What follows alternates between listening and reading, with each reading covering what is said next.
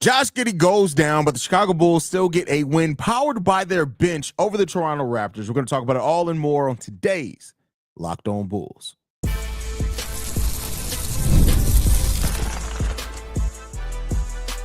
You are Locked On Bulls, your daily Chicago Bulls podcast. Part of the Locked On Podcast Network, your team every day. Thank you for tuning in to another episode of Locked On Bulls, member of the Locked On Podcast Network, where it's your team every single day. I'm Haize, host and creator of Chicago Bulls Central and Chicago Bears Central YouTube pages and podcasts. And today's episode is brought to you by the college football playoffs is here. And you don't want to miss out of the momentum of the action. The college football playoff presented by Allstate begins with 4 first-round games, December 20th and 21st on ESPN, ABC, TNT, and Max. With that said, let's go ahead and get into it today, man. This was a win by the Chicago Bulls that the Bulls just were able to match every time the Toronto Raptors went on a run. While the Bulls did lead the majority of this game, the Raptors never really went away, even down to the end in which they ended up, losing this game only by 1 point, despite the Bulls having a double-digit lead several times in this game. The way that the Raptors were able to get back in it by just running a simplistic offense was something that the Bulls defense just wasn't prepared to match in parts of this game. Now, the Bulls defense did enough, I want to be clear here, because every time the Raptors got on a run, the Bulls kicked it into another gear, and they were able to go ahead and hold out and win this game. But I don't want anybody, especially looking at the final score, to think that this is in any way was a cakewalk for the Bulls, because it was not. They were tested in this game. The Bulls, once again, with their lack of half-court offense, struggled in this game. You had big performances from Grady Dick, who goes 9 of 10 for 27 points, 6 rebounds, 2 assists in this game, 32 points from R.J. Barrett as well. You get 11 points from Chris Boucher in this game, and also Jamal Sheed in this game with 10 points coming off the bench. One of the things that helped the Bulls in this game was Jakob Poeltl just did not have the type of game that you're used to seeing him have. Now, Vooch didn't have the rebounding game we're used to seeing Vooch have either, but he did have 24 points, leading the Chicago Bulls in scoring in this game. Coby White had 19 points. He got to the free throw line 7 times, but only went 5 of 15 from the field. He had 5 assists, 3 steals in this game, and 4 turnovers. You had 12 points from Ayo Dosunmu, who goes 5 of 15 in this game as well, but he chips in 5 rebounds, 5 assists, 1 steal, 1 block. Josh Giddey was on his way to a triple-double in this game before he goes down. We'll have more on that in a second. He had 11 points, 9 rebounds, 8 assists, 2 steals, 1 block. He played some really good defense, actually, on Grady Dick in this game as well. Patrick Williams made his return to the starting lineup with 6 points, 4 rebounds, assists, and a steal, and 2 blocks. But he didn't shoot the ball overly effectively. But the story in this game, at least in my opinion, and the thing that needs to deserve to be talked about, is the performance from the bench unit today. This was a win that was really powered by the Chicago Bulls bench, and you really just cannot understate that at all. When you look at the way, over 40 points scored off the bench for the Bulls today. Lonzo Ball, who stepped in and played the most minutes that he has since his return to playing 23 minutes for the Chicago Bulls. It was a big game for him as well. The Bulls were just able to, again, match the momentum. And again, that's something that the Bulls, we have not always been able to say about the Bulls. So I want to give them their credit for that. And the bench was a big reason why we were able to match that momentum in this game. They just were. THT with 15 points off the bench, having a big performance. He was just driving to the lane, putting his head down, going to the lane. He still made some mistakes at points in this game, but it was way more positive from THT in this game than it was from negative. He goes 6 of 12 from the field with chips in, 3 rebounds, 2 assists, 2 steals in this game. We had 10 points from Julian Phillips, probably his best game of the regular season so far, with 10 points going 4 or 5 from the field. He had a 3-pointer, got a steal and a block in that time as well. Jalen Smith, always productive off the bench with 5 rebounds and assists to steal and 10 points. And Manas Vucevic, 13 minutes played. He had 7 points, 4 rebounds, 1 assist in this game, no turnovers, 1 personal foul. He had a plus-minus of +7, which was the 3rd highest on the team. He had a really good day today. And overall, the bench is really what helped power this Bulls team. The Bulls don't win this game if it's not for what the bench can. It just is what it is. They don't win this game if it's not that. And so you got to give them big props up for how they were able to get. You got 35 points from just THT, Julian, and Jalen Smith. 35 points from just those guys, right? And you got another 15 points from it. I said 40 points, really 50 points off the bench today. That's the type of production that you got on. And listen, when you have that type of production off the bench, you can be in any game despite your defense. Now, the Bulls still gave up the 121 points that we've been giving up all this season. That's our average. It's funny that that's where we stopped them at. But the Bulls offense was able to do enough. They didn't really shoot the ball overly effectively in this game. 46%, 35% from three-point range in this game. They did have 12 turnovers. They still gave up over 60 points in the paint. So the same things that we've been seeing as far as holding the Bulls defense back or holding this team back defensively was definitely evident in this game, as it always is. And you just had a team in the Toronto Raptors that just refused to go away. And they had big performances in this game. And that was really important for this team as well. It sucks to lose Josh Giddey. We'll talk a little bit about that as when we get into the next segment. But now you got to look at this team, and they head into a difficult stretch of the season. When you look at the next 5 games for this Bulls team, this is going to be right. They took care of some easier opponents, with wins over the Charlotte Hornets and the Toronto Raptors. But now we got 2 games against Boston coming up on Thursday and Saturday. Monday we go to Milwaukee, right? I'm sorry, Milwaukee's here in Chicago. I apologize on that one. Then we face off against Atlanta on the road. And then we go to Milwaukee. It's another game hosted in Milwaukee, and that's on the 26th. So those next 5 games are going to be very difficult games for the Chicago Bulls, and that's going to be a really important stretch to watch for this team because that could be the wake-up call. The Bulls right now, they've won 4 games out of the last 6, which is really good to see. Like, a good shout out to the Bulls for winning those games, but the competition is going to get a little bit tougher here. When you really look at it, every team that we've won against has had basically an injury or something going on with that team. And now we're going to look to see how if the Bulls can start winning against better competition. I think the Bulls are going to have a very difficult stretch over these 5 games, but we'll see what's going to happen there. We'll see what's going to happen. James Knight says Josh was balling before he got hurt. Oh, yes. He was on pace to get his second triple-double of the season. And it's really unfortunate that he goes down in the game that he's playing really well on both sides of the ball at that. It wasn't like he was just performing well on the offensive side of the ball. Josh Giddey he still had his limitations, of course, defensively, but he was getting active defensively. He was getting in people's faces. He was contesting shots, and that's really what you want to see from Josh Giddey. That's all it comes down to for Josh Giddey, for real, is that he's going to have his defense's limitations because he's just not a great defensive player. But when he's given effort, that's what you want to see from him. That's what you want to see. And so, it's good to see him do that, but we'll talk about that further going on. Lonzo Ball had a very good game. Bad shooting night from Lonzo, but overall, Lonzo made an impact in this game, especially defensively on some of those times. And when the Bulls offense kind of stagnated and, where we talked about the Bulls really don't have a half-court offense, they really were able to get that together off the strength of Lonzo Ball. There were several times in this game where Lonzo was able to make passes through a very tight window to Nikola Vucevic to get him involved in the game, to take advantage of mismatches. There are times where in the first half of the game, most of the bench assists came from Lonzo Ball, getting guys like THT involved, Julian Phillips involved. And so Lonzo played a really key role in this game. And it's funny that earlier today, we got the word that the Bulls are aggressively shopping Lonzo Ball, and Lonzo Ball responds with one of his better games overall. Again, the shooting wasn't quite there for Lonzo, but he had a really good game overall. Edwin says, didn't see much, but I know for a fact Billy's whack didn't play Modest enough. No, I wouldn't say that. The only reason Modest didn't play 20 minutes is because THE was cooking today.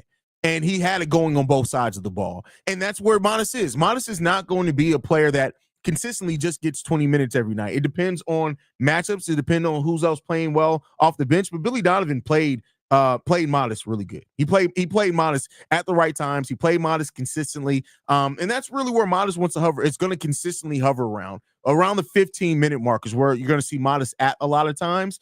And when in games like this where THT is really giving a good punch, yeah, it's going to cut a little bit into Modest's minutes. It's just going to happen. Now, we'll see how that changes with Josh Giddey and whatever happens with Josh Giddey.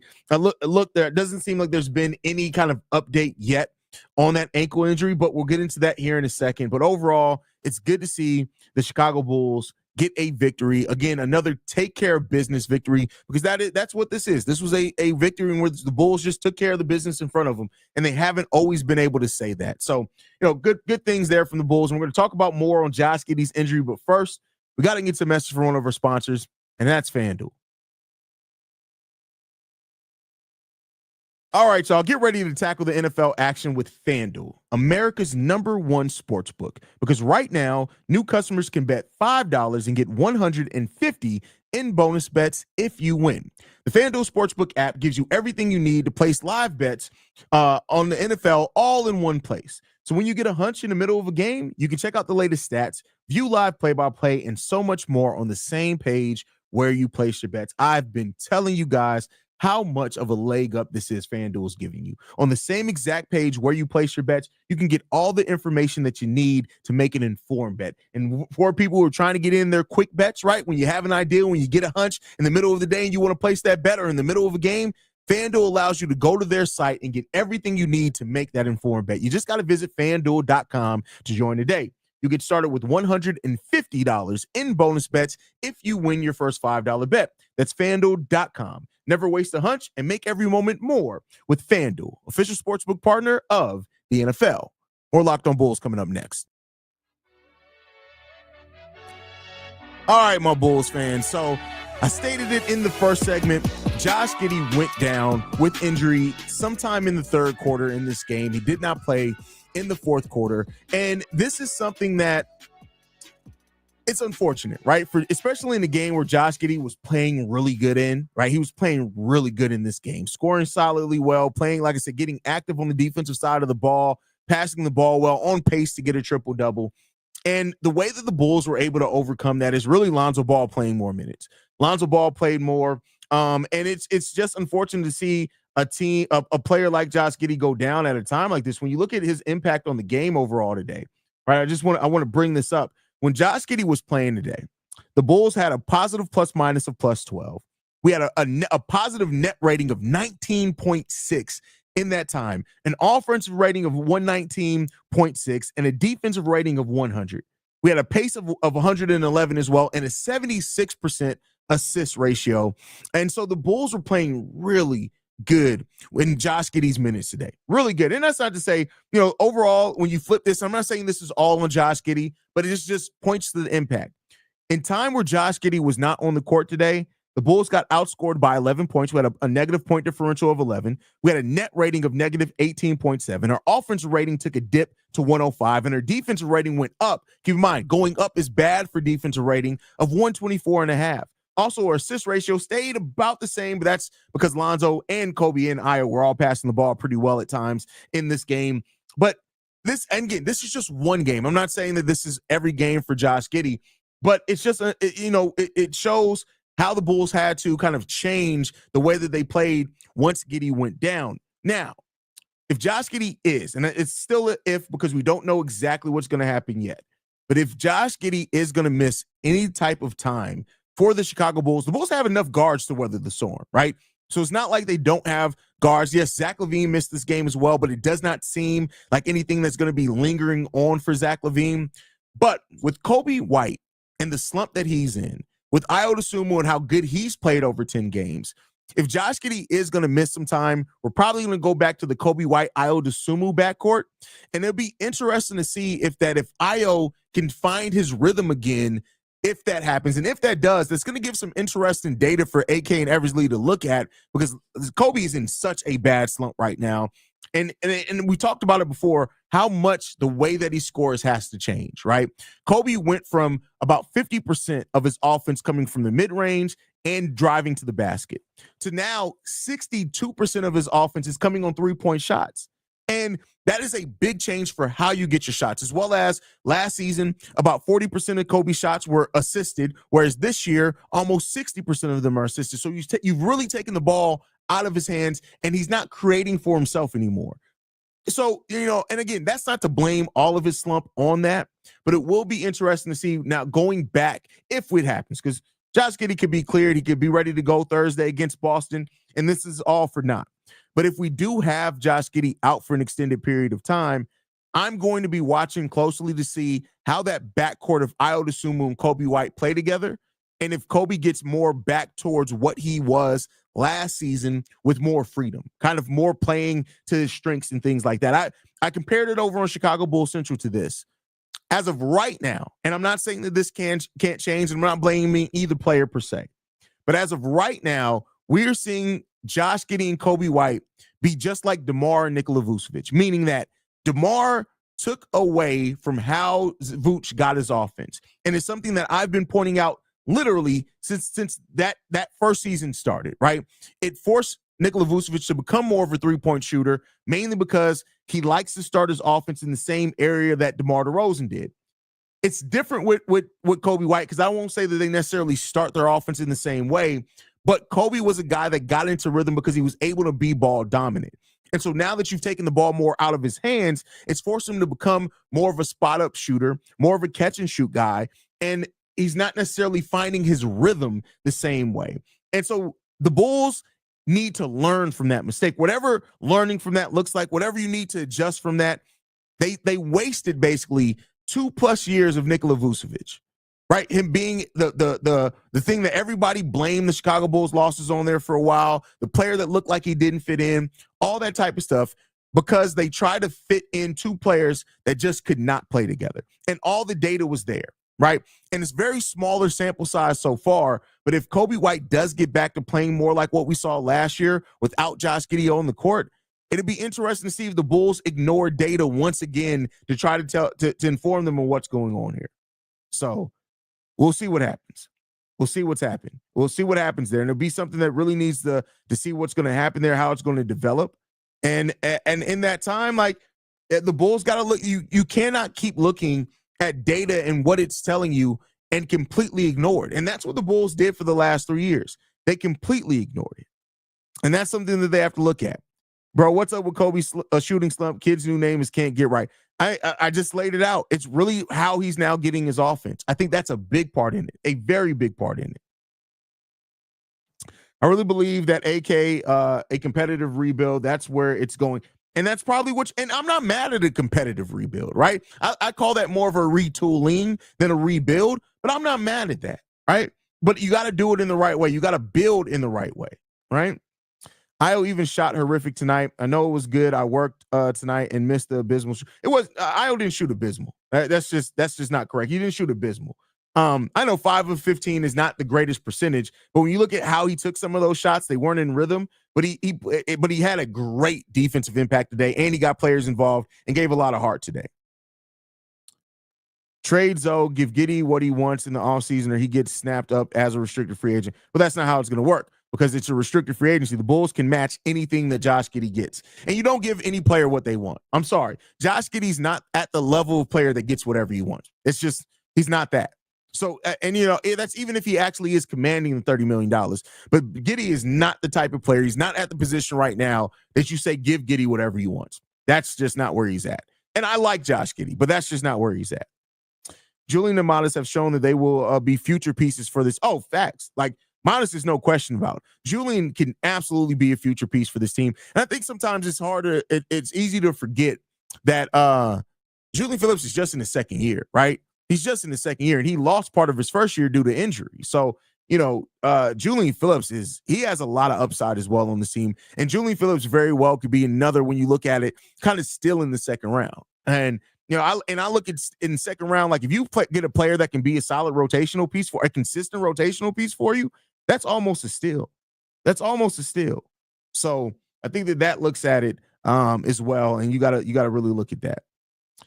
Yeah. But if they don't match they'll get nothing from the Caruso trade. Yeah, but Caruso was going to walk in free agency probably anyway. And keep in mind, even if that, you can still force a signing trade even in restricted free agency. So the Bulls got a lot of options, even if Josh Giddey is not part of their future. They just do.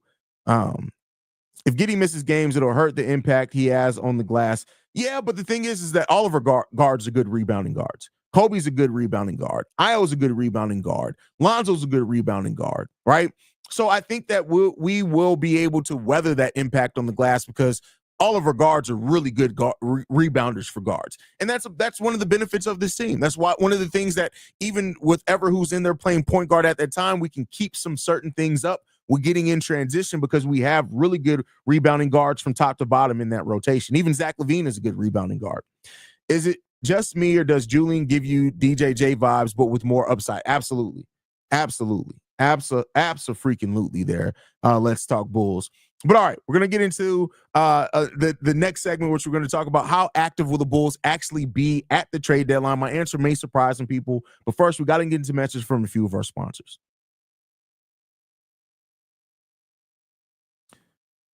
All right, with Robinhood Gold, you don't need to a silver spoon to eat up the financial favors of the 1%.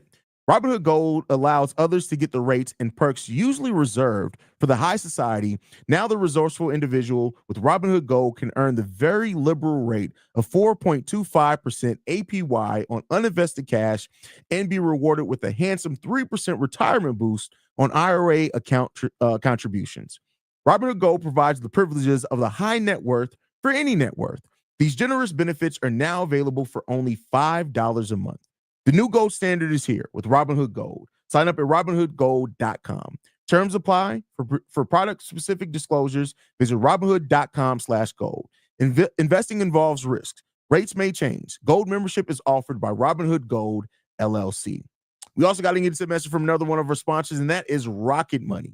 Did Rocket Money help you find any subscriptions you forgot about or that you were paying for twice? That definitely happened to me. I had a few subscriptions that I didn't even realize I was paying for, and Rocket Money made it so easy to track them all down. It's like having a personal assistant for your finances. Rocket Money is a personal finance app that helps you find and cancel your unwanted subscriptions, monitors your spending, and helps lower your bills so you can grow your savings. It brings everything together in one place, whether it's subscriptions, your spending habits, or even the goals you want to hit this year. Rocket Money has over 5 million users and have saved a total of $500 million in canceled subscriptions, saving members up to $740 a year when using all of the app's premium features. For me, one of the best features is the subscription tracker. I've used it to cancel services I wasn't using anymore, and I've already saved a ton. Plus, with their goals feature, I was able to automatically set aside money for my future. No more stressing about budgeting every month. Cancel your unwanted subscriptions and reach your financial goals faster with Rocket Money. Go to rocketmoney.com/lockedon today. That's rocketmoney.com/lockedon. rocketmoney.com/lockedon. More Locked On Bulls coming up next.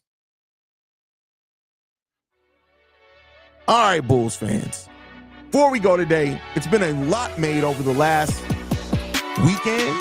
Really, when you go back to even Friday, talking about the Bulls and then not necessarily seeing the value out on the trade market for Vooch and Zach LaVine.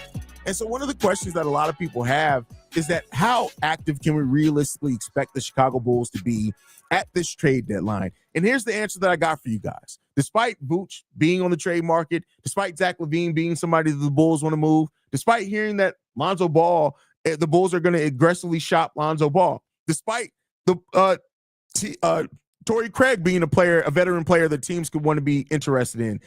Here's the thing, and maybe this is just setting my expectations low. Ain't nothing happening. There's nothing happening. There is nothing happening. AK is going to take a lot of calls. We're going to hear a lot of rumors. Mark Stein's going to report on a lot. Tim Bontemps is going to talk about a lot. Brian Windhorst is going to talk about a lot. But nothing's going to happen. I don't think that the Bulls, as this thing continues going on, I believe less and less that a move is coming for the Chicago Bulls. Nothing major. Maybe a Torrey Craig trade, right? Maybe that gets done because that's 2 second-round picks, especially for a team looking for a veteran piece. But I think the cap of what we can look at, if the Bulls are able to move Lonzo Ball and get anything back that's valuable, that'll probably be the best trade that they make this offseason. I mean, during this season. That's truly what I believe. That's truly what I believe. I don't think this team is doing anything. I just don't. I think when you pair and you put everything together, the Bulls want a first-round pick for Vooch. The market's selling them 2 seconds. The Bulls want a first-round pick for Zach LaVine. The market's still telling them, that contract, though. The Bulls want to move Torrey Craig. The market's saying, hey, please just give him to us. And I think that's like, it's going to come back down to AK is not going to pull the trigger because he's not going to see the value that he is there. And we're going to be wondering yet again after February, what are we doing?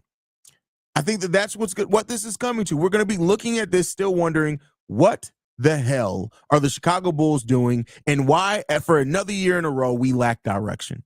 Now, that doesn't mean that they can't be more active in the offseason, and that doesn't mean that I'm right. They could be very active here leading into the trade deadline. I'm just not expecting it anymore. I'm not looking forward to it. I'm not going to keep predicting it. I don't know what's going on here. More than likely, this team is going to be the exact same. We're going to be seeing the exact same team from the beginning of the season to the end of the season. And that's just what I think at this point. I think this front office is starting to get a little bit too desperate. I think this front office is out to prove that they're not terrible. I think this front office is out to prove that they can gain value and to prove some people wrong rather than make the right deals. And when you start getting into a place where you're focused more on proving people wrong than making the right choices, that's where you start making dumb decisions at. And that's what I'm worried about this front office doing. I'm really worried about that. Has there ever been a leaked Bulls trade before it happened? Yeah. A bunch. That was kind of more of the early 2000s thing. Like the John Salmons thing, I think was leaked before it happened. There's another one in there as well. But yeah, I'm not expecting anything to happen for the Bulls this year. And you guys can let me know how you feel about that, whether you think that's the right decision or not, but I just don't think it's going to happen. I don't think it's going to happen. So that's my thought process on that. But that's my time also for today, guys, man. Thank you guys for tuning in to another episode of Locked On Bulls. This is your Tuesday episode, so you will not see my face bright and early tomorrow morning. Make sure you guys are following us at Locked On Bulls. Also go to LockedOnDaily.com to sign up for the Locked On Bulls daily newsletter, by the way, as well. Help your boy out there. Follow me at CEO Haize. Love you guys. Go Bulls. See red. I'll see you guys on Wednesday. Peace.